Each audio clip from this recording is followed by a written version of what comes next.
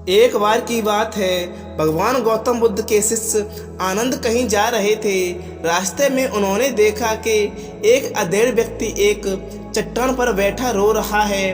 वे उसके पास गए और बोले, क्या बात है वत्स, तुम कौन हो और क्यों रो रहे हो? आनंद की बात सुनकर उस व्यक्ति की सिसकियां थम गईं और अपने आंसू पोंछता हुआ बोला, मैं पास के गांव का रहने वाला एक बदनसीब व्यापारी हूँ। मैं जो भी काम करता हूँ वह बिगड़ जाता है। व्यापार के चक्कर में मैंने अपनी पत्नी के गहने गंवा दिए, मैंने अपने परिवार को भी खो दिया, यहाँ तक कि मेरा घर भी गिरवी पड़ा है। मुझे तो लगता है कि मैं किसी काम का नहीं हूँ, मेरी किस्मत ही खराब है। उसकी बात सुनकर आनंद बोले, तुमसे किसने कहा है वत्स कि तुम्हारी किस्मत खराब है? जरा मैं भी तो जानूं कि तुम्हारी किस्मत में क्या खराबी है। वह व्यक्ति बोला, पहले मैं खेती करता था पर हर साल उसमें घाटा होता था। कभी सूखा पड़ जाता तो कभी ज़्यादा बारिश होने के कारण फसल बर्बाद हो जाती थी। इससे परेशान होकर मैंने व्यापार करने का निश्चय किया।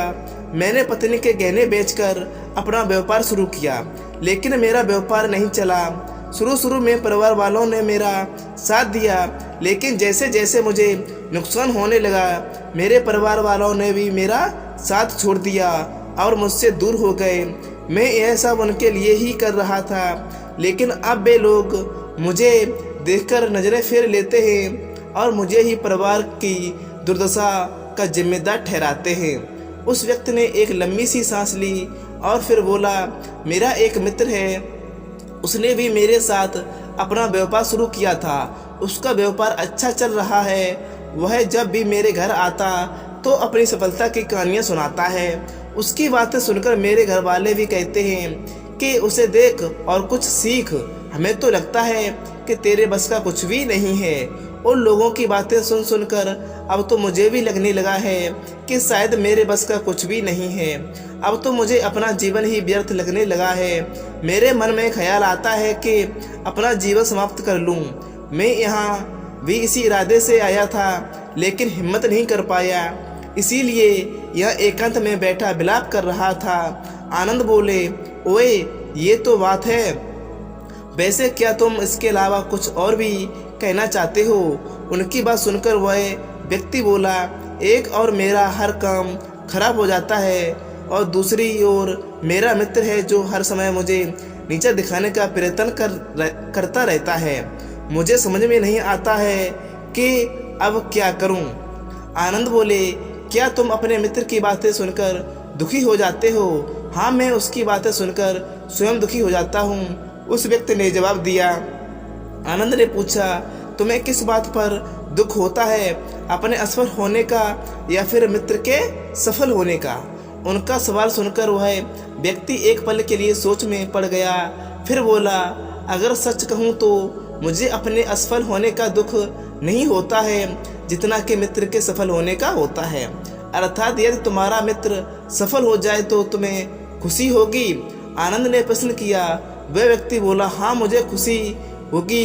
इसका मतलब है कि तुम्हारी खुशी तुम्हारे मित्र पर निर्भर है। आनंद बोले, अगर वह चाहे तो तुम्हें खुश कर सकता है, अगर वह चाहे तो तुम्हें दुखी भी कर सकता है।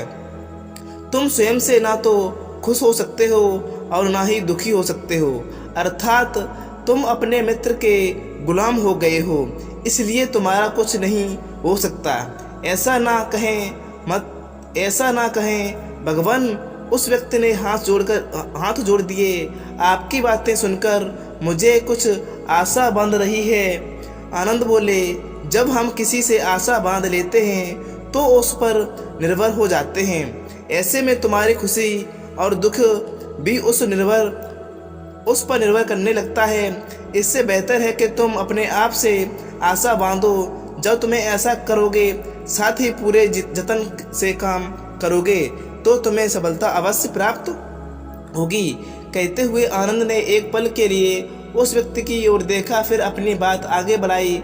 तुम्हें लगता है कि तुम्हारा मित्र तुम्हें दुखी करने आता है। अगर विचार करो तो वह बातों तो सच्ची कहता है, पर अपने संघर्ष और अनुभव की बातें बताता है। तुम उन बातों से बहुत कुछ सीख सकते हो। तुम्हें इसके लिए उसका धन्यवाद करना चाहिए। कि तुम्हें घर बैठे कुछ अनुभव मिल रहा है। तुम उन अनुभवों का लाभ उठाओ और नई शुरुआत करो। कर्म करते जाओ, हार मत मानो, एक दिन तुम्हें सफलता अवश्य मिलेगी। आज तुम जिसे अपना बुरा वक्त या बुरी किस्मत कह रहे हो, एक दिन यह बदल जाएगी। इसी के साथ तुम्हारे विचार भी बदल जाएंगे। और देखना, जब तुम्हारा अच्छा वक्त शुरू होगा तब तुम्हारे मित्र तुम्हें अपनी सफलताओं की कहानियाँ नहीं सुनाएगा, तब वह अपनी असफलताओं की बातें बताएगा, ताकि तुम उसकी बातें सुनकर भ्रमित हो जाओ और तुम्हारा आत्मविश्वास हिल जाए और तुम गलत निर्णय ले सको।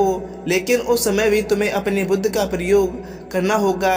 तुम्हारा मित्र जैसे आज तुम्हें दुखी करने आता है, उसी तरह उस समय भी तुम्हें दुखी करने आएगा, क्योंकि जिस तरह से उसे दुखी देखकर तुम्हें मज़ा आता है, उसी तरह उसे भी दुखी देखने में उतना ही मज़ा आता है। वह व्यक्ति बोला, आपने तो सही कहा है, लेकिन मेरा सबसे बड़ा दुख यह है कि मेरे परिवार के लोग भी इसमें शामिल हैं। वास्तव में तो मैं अपने परिवार के लिए अच्छा करना चाहता था, लेकिन वे लोग भी मेरी बात नहीं समझते हैं। वे भी मुझे गलत कहते हैं और अब तो मेरे साथ भी नहीं हैं। आनंद बोले, मैं सब समझ गया। तुम सत्वावन चाहते हो।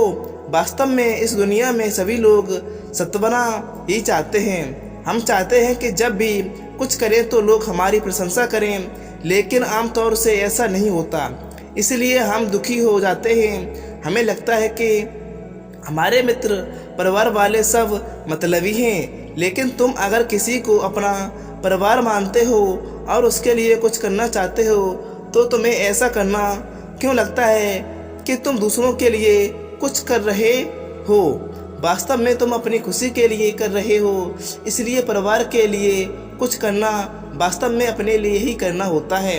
लेकिन अगर ऐसा करते समय तुम्हें लगता है कि तुम दूसरों के लिए कर रहे हो, तो तुम दुखी रहोगे, और अगर तुम्हें लगता है कि तुम अपने लिए कर रहे हो तो तुम खुश रहोगे, क्योंकि जब तुम अपने लिए कुछ अच्छा करते हो या करना चाहते हो, तब तुम्हें सत्वना ही की जरूरत नहीं पड़ती। आनंद की बातें सुनकर उस व्यक्ति के चेहरे के भाव बदल गए और बोला, आप सही कह रहे हैं, मैं समझ गया हूँ। अब तक मेरी किस्मत खराब इसलिए थी क्योंकि वह दूसरों के हाथ में थी। अब मैं अपनी किस्मत को अपने हाथ में रखूँगा। मैं फिर से प्रयत्न करूँगा, पूरे मन से काम करूँगा, और जब सफलता नहीं मिल जाती चैन से नहीं बैठूँगा। उस व्यक्ति की बात सुनकर आनंद मुस्कुराए और उसे छोटी सी डिबिया देते हुए बोले, इस डिबिया को हमेशा अपने पास रखना। इसमें एक ऐसा राज है जो तुम्हें बड़े से बड़े दुख से भी बाहर निकाल लेगा, लेकिन इससे तभी खोलना जब तुम्हारे जीवन में कोई रास्ता न सुझाई दे और तुम्हें लगे कि सब व्यर्थ है, यह दुनिया व्यर्थ है और यहाँ रहना व्यर्थ है। उस व्यक्ति ने आनंद को धन्यवाद दिया और डिबिया को लेकर चला गया। उसने नए उत्साह के साथ फिर से अपना व्यापार आरंभ किया। उसका व्यापार चला निकला।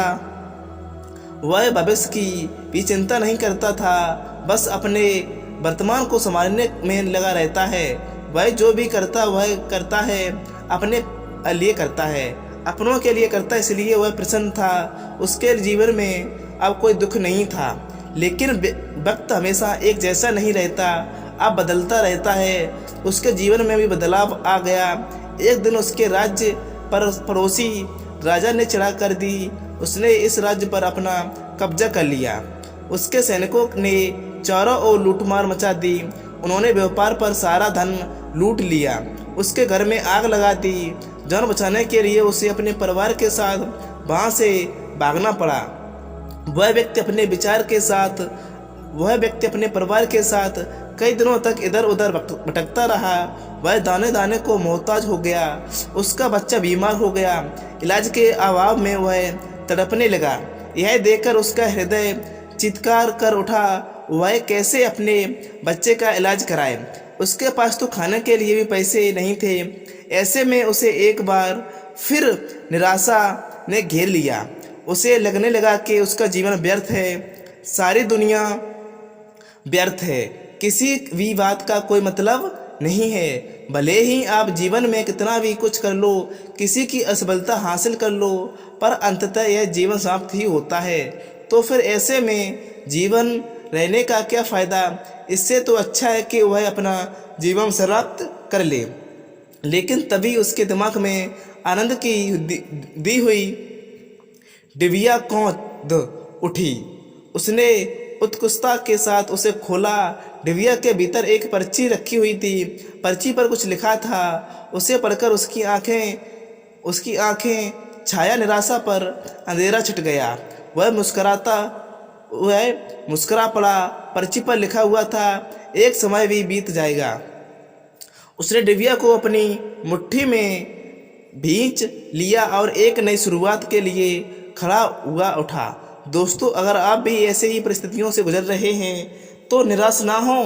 अपने अतीत पर शोक मत करें, ना ही भविष्य की चिंता करें।